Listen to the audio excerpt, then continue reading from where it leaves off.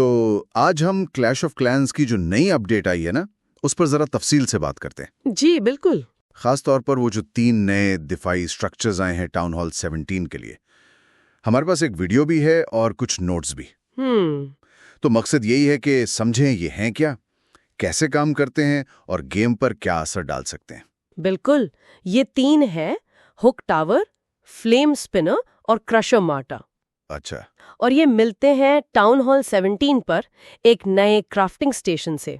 ओह, crafting station. जी, और ये मुफ्त है और फौरन बन जाता है, कोई टाइम नहीं लगता। अच्छा, तो ये मतलब हमारे बेस में पक्के पक्के लग जाएंगे फिर? नहीं नहीं, यही तो असल बात है। ये मुस्तकिल नहीं है, ओह, ये मौसमी है।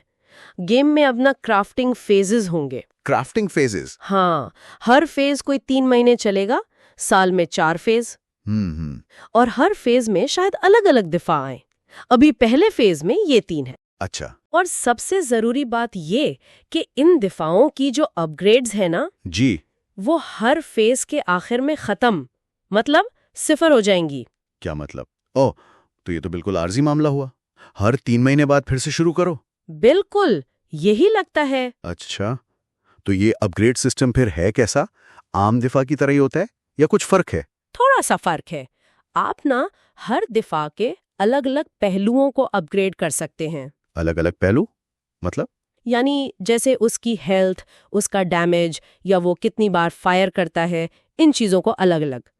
उन्हें मॉड्यूल्स कहा गया है। अच्छा, मॉड्यूल्स। हाँ, तो हर मॉड्यूल लेवल 1 से शुरू होता है, 10 तक जाता है, और इन सब मॉड्यूल्स के लेवल्स मिलाकर दिफा का पूरा लेवल बनता है। ठीक है। वसाइल तो लगेंगे, बिल्डर भी चाहिए होगा। जाहिर है। लेकिन अच्छी बात यह है कि आप एक ही वक्त में कई क्राफ्टेड दिफाओं के मुख्तलिफ मॉड्यूल्स अपग्रेड कर सकते हैं।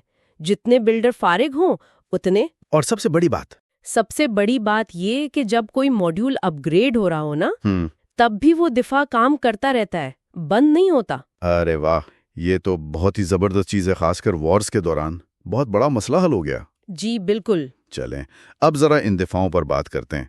ये हुक टावर क्या भला है? नाम से तो बड़ा दिलचस्प लग रहा है। हुक टावर की रेंज काफी ज्यादा है, 4 से 15 टाइल्स तक। ये करता ये है कि दुश्मन के किसी ट्रूप या हीरो को अपनी तरफ खींच लेता है हुक करके। ओह। और फिर उसे कुछ सेकंड्स के लिए स्टन कर देता है, मतलब बेहिस। मैक्स लेवल पर कोई 3.6 सेकंड्स तक। नुकसान भी पहुंचाता है? नहीं, खुद कोई नुकसान नहीं पहुंचाता। इसका मकसद सिर्फ ये है कि किसी अहम यूनिट को खींचकर ऐसी जगह ले आए जहां बाकी दिफाओं से मार सकें। अच्छा, तो ये तो बड़ा रिस्की मामला हुआ। बिल्कुल, हाई रिस्क हाई रिवॉर्ड। हो सकता है ये सिर्फ एक स्केलेटन को खींच लाए। हाँ, फिर तो बेकार। या फिर ये दुश्मन के ग्रैंड वार्डन को एन मौके पर खींच ले और पूरा हमला नाकाम हो जाए।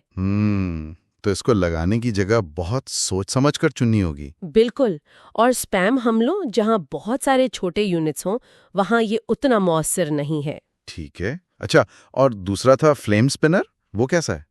फ्लेम स्पिनर की रेंज 8 टाइल है और ये ज्यादा मुस्तकिल मिजाज है। अच्छा।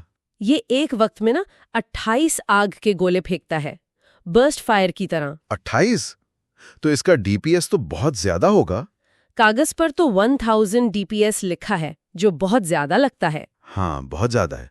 लेकिन चूंकि वो 28 शॉट्स में बटा हुआ है, तो हर एक शॉट का डैमेज सिर्फ 400 है। ओह, तो मतलब ये बड़े ट्रूप्स या हीरोज पर इतना मुअस्सर नहीं होगा? हाँ, इतना नहीं। ये ज्यादा बेहतर है छोटे कमजोर यूनिट्स के लिए, जैसे विचेस या स्केलेटन्स या मिनियंस। उनको ये बहुत तेजी से साफ कर सकता है। समझ गया। तो ये ग्रुप्स को कंट्रोल करने में अच्छा है, जमीन और हवा दोनों पर? जी हाँ, जमीन और हवा दोनों टारगेट्स को मार सकता है। इसके लिए ना शॉट्स की तादाद बढ़ाना, यानी बर्स्ट फायर वाला मॉड्यूल, वो सबसे पहले अपग्रेड करना चाहिए। ठीक है। आखिर में है क्रशर मॉर्टर। इसमें क्या खास बात है? क्रशर मार्टर सिर्फ जमीनी टारगेट्स पर हमला करता है। सिर्फ जमीन पर? जी, इसकी रेंज है 2.5 से 9 टाइल तक। लेकिन इसके बिल्कुल पास, यानी 2.5 टाइल तक, एक डेड जोन है। वहां ये सीधा निशाना नहीं लगा सकता। अच्छा, मार्टर की तरह का डेड जोन। ये एक गोला फेंकता है जो जमीन पर 3 बार उछलता है। 3 बार? जी, 3 बार टप्पा खाता है और हर बार 2.5 टाइल के एरिया में स्प्लैश डैमेज करता है। और दिलचस्प बात यह है कि अगर गोला डेड जोन के बाहर गिरे ना, हाँ, तो भी उसका जो स्प्लैश डैमेज है वो डेड जोन के अंदर खड़े ट्रूप्स को नुकसान पहुंचा सकता है। ओह, ये तो काफी कारामद हो सकता है। बिल्कुल, खास तौर पर जो आजकल रूट राइडर के हमले चल रहे हैं उनके खिलाफ ये काफी मौसर साबित हो सकता है। तो उसके लिए कौन सी अपग्रेड अहम होगी?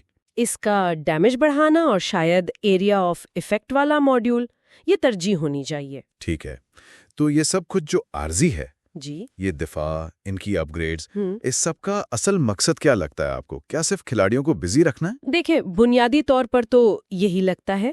खास तौर पर वो खिलाड़ी जो टाउन हॉल 17 पर हैं और सब कुछ मैक्स कर चुके हैं, उनको मसरूफ रखने का एक तरीका है जब तक नई अपडेट नहीं आती। सही। और दूसरी तरफ ये शायद निचले टाउन हॉल वालों के लिए एक तरह का कैचअप मैकेनिक भी है कि उनको ये इजाफी मेहनत नहीं करनी पड़ती। ये भी ठीक है। अलबत्ता वीडियो में ये बात भी कही गई है कि शायद इस आर्जी मेहनत की भी कोई हद होनी चाहिए। अच्छा, कि जो लोग इतनी मेहनत करके इनको मैक्स करते हैं, उन्हें फेज खत्म होने पर शायद कोई मुस्तकिल कॉस्मेटिक चीज, कोई निशानी मिलनी चाहिए। हाँ, ये बात तो ठीक है, मेहनत का कोई मुस्तकिल सिला तो हो। बिल्कुल।